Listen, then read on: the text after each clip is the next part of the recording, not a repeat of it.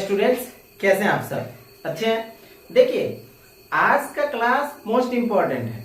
मैं ऐसा क्यों कर रहा हूं? क्योंकि आज आपको इस क्लास में वर्ड समझने के साथ साथ एक्सप्रेशन को भी समझना पड़ेगा, क्योंकि इंग्लिश बहुत ही कंफ्यूजन हो। कहते हैं ना यार हिंदी, अरे यार हिंदी हमारा बहुत ही अच्छा लैंग्वेज है, क्योंकि हम उसमें हर चीज शब्दों से एक्सप्रेस कर सकते हैं। लेकिन इंग्लिश में ऐसा नहीं है।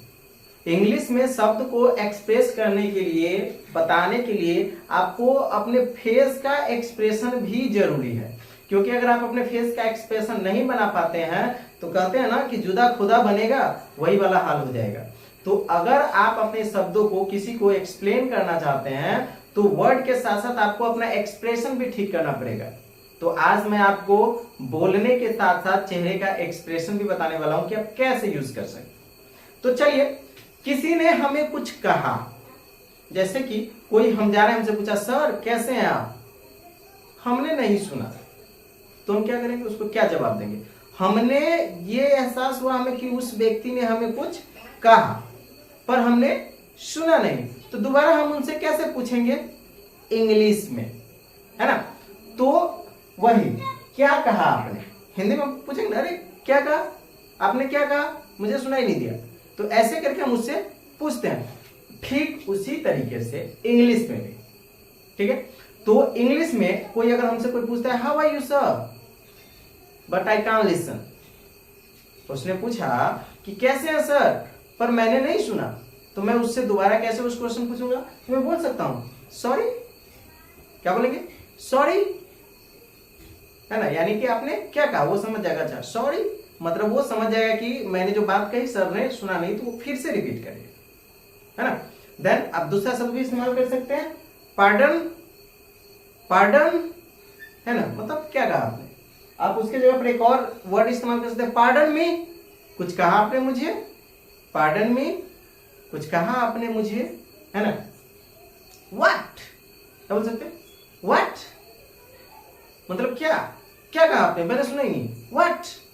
उसके बाद कह सकते हैं व्हाट डिड यू से, क्या कह रहे हैं आप। और व्हाट डिड यू से का बहुत सारा मीनिंग है, बस आपके एक्सप्रेशन पे डिपेंड करता है कि मैं व्हाट डिड यू से, क्या कर रहे हो, व्हाट डिड यू से, क्या कहा आपने। मतलब अगर कोई कुछ कहता है और हम उसको नहीं सुन पाते हैं तो व्हाट डिड यू से।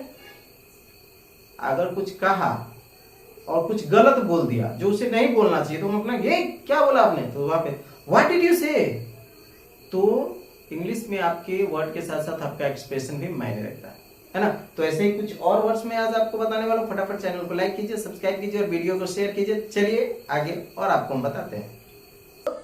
किसी काम में अगर हमको देरी हो जाती है, अगर हम कोई काम करने में लेट कर जाते हैं, तो हमको वजह बतानी पड़ती है अपने दोस्तों को, अपने घर में, ऑफिस में काम कर रहे हैं तो बॉस को, मतलब किसी को भी, कि आप देर क्यों हुए। तो अगर किसी कारणवश आप लेट हो जाते हैं तो आप इंग्लिश में कैसे एक्सप्लेन करेंगे, ये मैं आपको बताता हूं, है ना? जैसे कि देर होने की वजह बताते समय हम कुछ बातों को इस्तेमाल कर सकते हैं, जो मैंने यहाँ पे टोटल बताया 11 पॉइंट्स में। इन 11 बात का इस्तेमाल करके अपने इंग्लिश को जो है बेहतर कर सकते हैं। जैसे कि the alarm did not go of, पहला शब्द बोल सकते हैं। अगर कोई कहेगा अरे सुबह सुबह उठने में देरी क्यों हो गई तुम्हें, तो the alarm didn't go of, alarm तो बजा ही नहीं इसलिए हमको लेट हो गया, है ना? दूसरा शब्द बोल सकते हैं गेस्ट सडनली टर्न्ड अप, दोस्त फोन किया है, कहाँ रे, कहाँ इतना लेट हो गया, तो उसको हम बोल सकते हैं गेस्ट सडनली टर्न्ड अप, यानी कि मेहमान अचानक आ गए, है ना? अचानक मेहमान आ जाते हैं तो हम लेट कर जाते हैं, मेहमान के स्वागत में लग जाते हैं। तो वहां पे हम इन शब्दों का इस्तेमाल करेंगे कि गेस्ट सडनली टर्न्ड अप, है ना?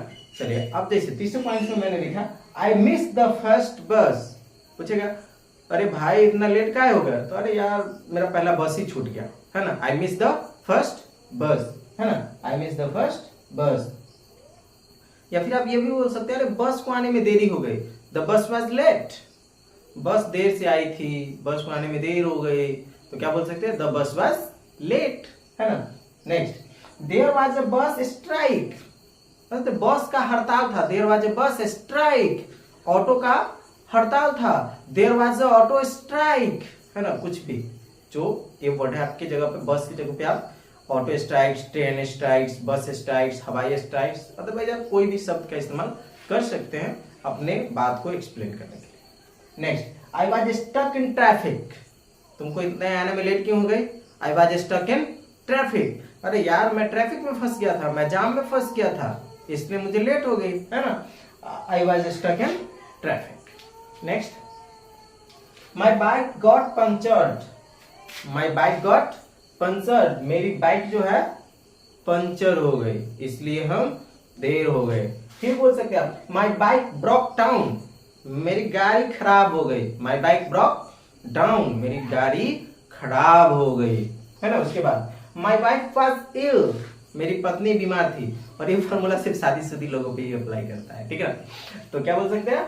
माई वाइफ वॉज इल। ये नहीं कि आप शादीशुदा हो नहीं और बॉस को जाके बोलना माई वाइफ वॉज इल, तो आपको इल कर देगा, है ना। माई वाइफ वॉज इल, मेरी पत्नी बीमार थी, है ना। तो आप वाइफ की जगह पे अदरवाइज किसी का भी इस्तेमाल कर सकते हैं। My father was ill, my mother was ill, my sister, my brother, anything, है ना। चलिए next, I could not find my bike keys. कभी कभी क्या होता है ना कि मेरी बाइक की चाबी खो जाती है। आप लोग के साथ किस किस के साथ ऐसा होता है कि बाइक की चाबी रख के भूल जाते हो? कमेंट करो भाई, मैं तो भूल ही जाता हूँ। तो इसके लिए आई could not find my bike keys. अरे यार मैं आने के लिए निकला ही था, पर क्या करूं, मेरी गाड़ी की चाबी नहीं मिल रही थी, है ना। I could not find my bike keys. Next, I had to go to a funeral. के अंतिम संस्कार में जाना था, चला गया, है ना। फर्नल मतलब अंतिम संस्कार, तो I had to go to a funeral, किसी के अंतिम संस्कार में जाना था या जाना पड़ा, आप बोल सकते हैं। तो ये थी आज की क्लास, फिर मिलते हैं next. Bye, best of luck, thanks for the watching.